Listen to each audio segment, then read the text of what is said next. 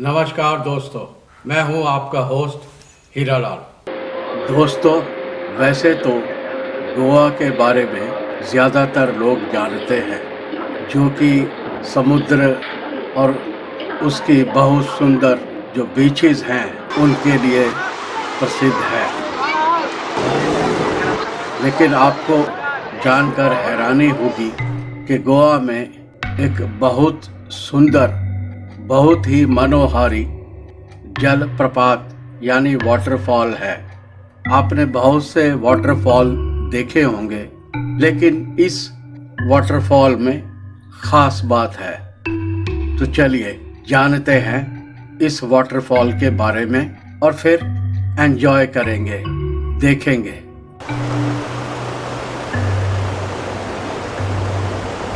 दूध सागर जलप्रपात यानी वाटरफॉल भारत के गोवा राज्य केसुंगेम तालुका में मांडोवी नदी पर स्थित 4 मंजिला झरना है। क्योंकि यह भगवान महावीर वन्य जीव अभयारण्य यानी वाइल्ड लाइफ का एक हिस्सा है, इसलिए यह गोवा वन विभाग के अधिकार क्षेत्र में आता है। यह पणजी से सड़क मार्ग से 60 किलोमीटर दूर है और मडगांव से लगभग 46 किलोमीटर पहले और बेलगावी से 80 किलोमीटर दक्षिण में मडगांव बेलागवी रेल मार्ग पर स्थित है। मौलेम नामक गोवा के गांव के पास भगवान महावीर वन्य जीव अभयारण्य में से होते हुए टैक्सी से दूध सागर झरने तक पहुंच सकते हैं। टैक्सी एसोसिएशन आपको हरे भरे जंगल और कुछ भारी बहती धाराओं में से ले जाएगा और आपको उसी स्थान पर वापस लाएगा और छोड़ देगा। रास्ते में इस तरह की 3 झील कहिए या नदी कहिए, जीप को आपके व्हीकल को इनमें से गुजरना पड़ता है।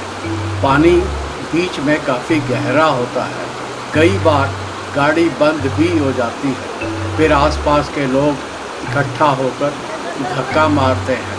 बहुत इंतज़ार करना पड़ता है। पहले एक साइड के व्हीकल्स को निकालना पड़ता है, फिर दूसरी तरफ से शुरू होता है। हमें तो बहुत डर भी लग रहा था। पानी जीप के अंदर आ ही जाता है, लेकिन काफ़ी रोमांचक होता है।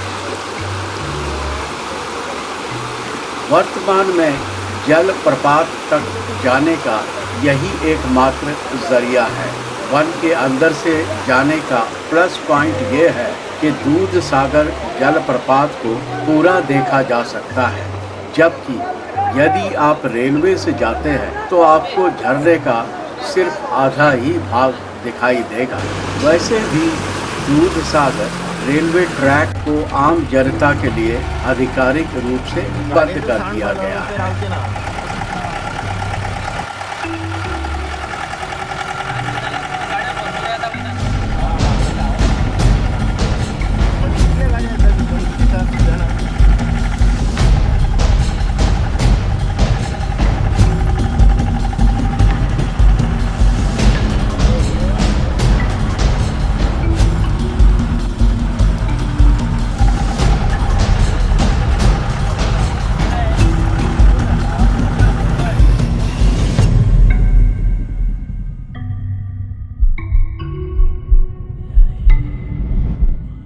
पुरानी किंवदंती है जो इस वाटरफॉल के इर्द गिर्द घूमती है। कहा जाता है कि एक बार एक राजकुमारी थी जो घाट के राजा की बेटी थी।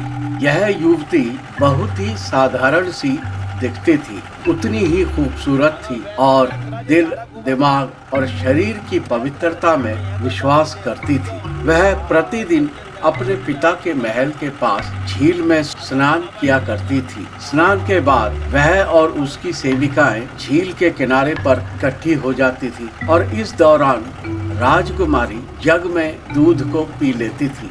यह कहा जाता है कि जग शुद्ध सोने और हीरे से जड़ा हुआ था। एक दिन जब राजकुमारी अपना दूध पी रही थी, एक युवा और सुंदर राजकुमार पास के जंगल से गुजर रहा था। महिलाओं की हंसी और ठहाके सुनने के बाद वह एक पल के लिए रुककर इधर उधर देखने लगा। राजकुमारी को उसके पतले नहाने के गीले वस्त्र देखकर हैरान रह गया।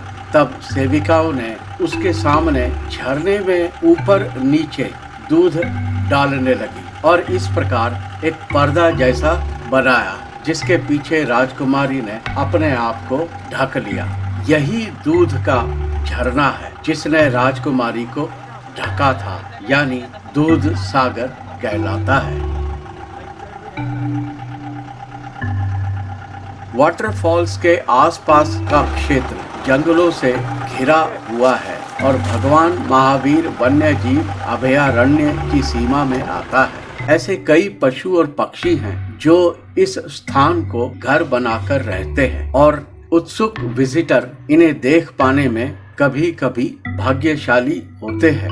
गोवा फॉरेस्ट डिपार्टमेंट द्वारा सड़कों का रख रखाव किया जाता है, जो आगंतुकों को प्रवेश के लिए एक मामूली सा शुल्क लेते हैं। फोटोग्राफी के लिए कैमरे के लिए 300 रुपए और पेशेवर उपकरणों के लिए 5,000 रुपए तक का फीस लग जाता है।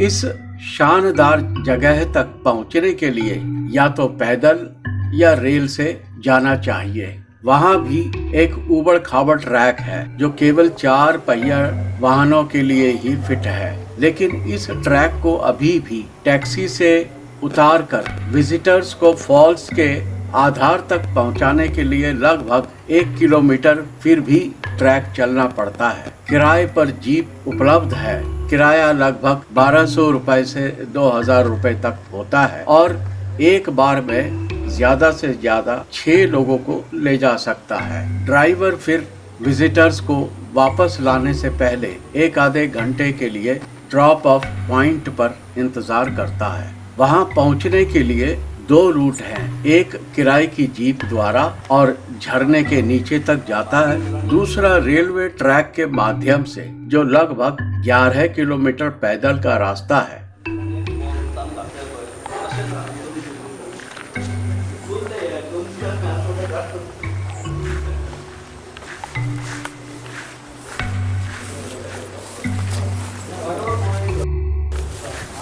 लेकिन गाड़ी तुम्हारा गाड़ी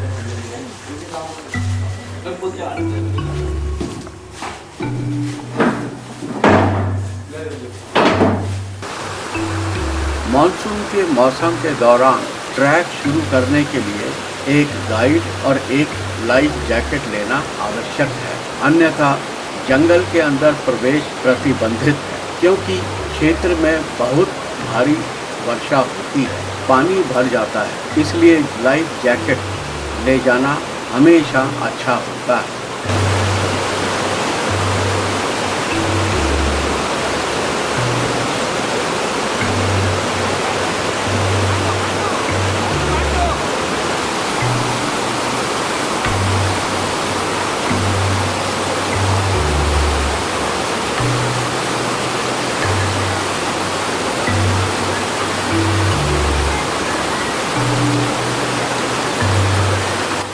ड्राइवर ने हमें जलप्रपात से तकरीबन 1 किलोमीटर पहले स्पॉट पर उतार दिया।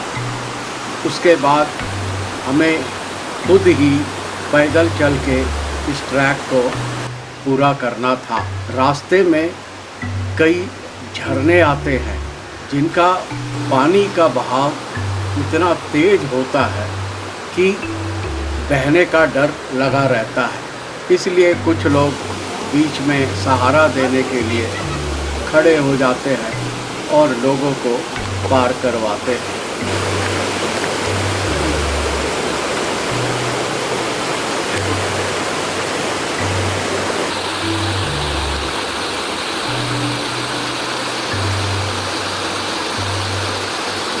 चलो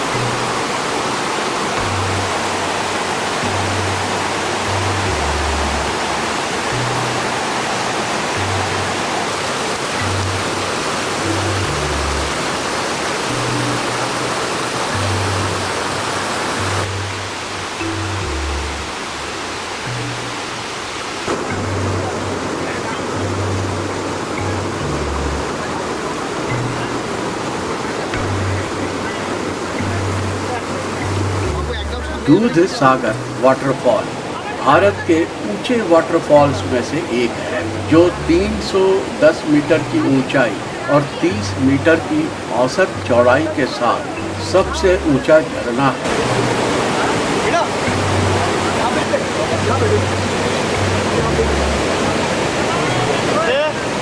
गिरने के बाद यह झरना 3 धाराओं में बढ़ जाता है, क्योंकि यह चट्टान के लगभग चपटे चेहरे पर से गिरता है। इस तरह एक शानदार नज़ारा प्रस्तुत करता है। कुछ स्थानीय लोगों में यह जलप्रपात तांबड़ी सुरला के नाम से भी जाना जाता है। दूध सागर झरना कर्नाटक और गोवा राज्यों के बीच की सीमा भी बनाता है।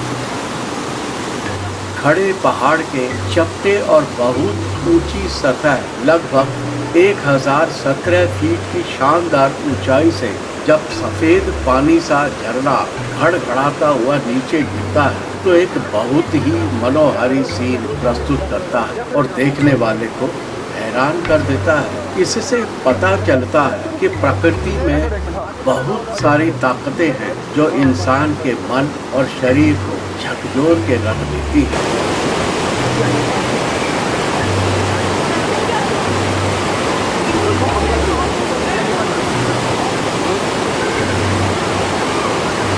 क्योंकि यह जलप्रपात बहुत ऊंचाई से और ताकत के साथ गिरता है तो पानी के स्प्रे के साथ सफेद फोम जैसा रूप ले लेता है, इसलिए लोग इसे दूध सागर बोलते हैं। वैसे दूध सागर नाम का शाब्दिक अर्थ है दूध का समुद्र। क्योंकि यह झील के पानी में स्थित है तो पूरे साल एक लोकप्रिय आकर्षण होता है। मॉनसून सीजन में तो जलप्रपात अपनी चरम सीमा पे होता है।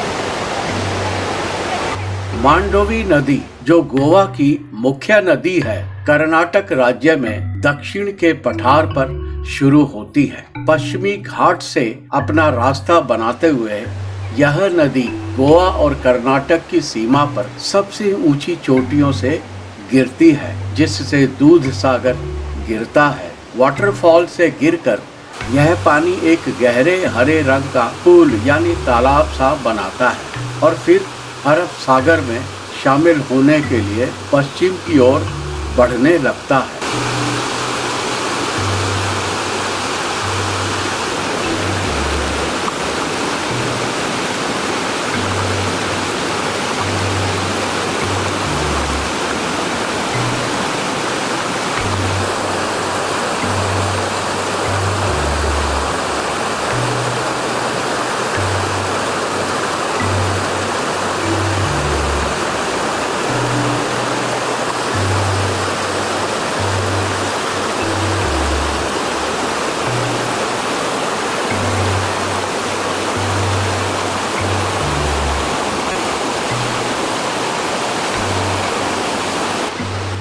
सितंबर से मई के माह तक का जो समय है, पिकनिक और दिन भर घूमने फिरने और सैर के लिए बहुत ही अच्छा समय होता है। यहाँ तक कि कुछ ऐसे ट्रैवल एजेंट्स भी हैं जो वाटरफॉल के आसपास एक रात ठहरने की पेशकश भी करते हैं।